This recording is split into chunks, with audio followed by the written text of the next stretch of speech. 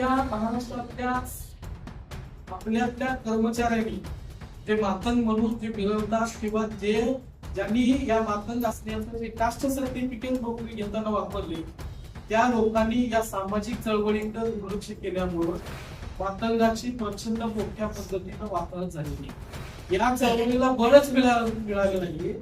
या चळवळीमध्ये व्यवस्थेच्या विरोधामध्ये लढण्याची जी ताकद निर्माण व्हायला पाहिजे ती ताकदच तयार झालेली नाही. कारण आपल्याकडे मी मगाशी सांगितलं की कुठलंच माध्यम नाही. म्हणजे तसं उद्योग व्यवसायामध्ये, कारखान्यामध्ये, दूध संघामध्ये संस्थानिक कोणीच नाही. आणि मग आमच्याकडे पैसा येण्याचा आणि आमची चळवळ मजबूत होण्याचा मार्ग कोणता होता? मार्ग अजिबात नव्हता. एक छोटासा मार्ग निर्माण आहे आजच्या घडीला.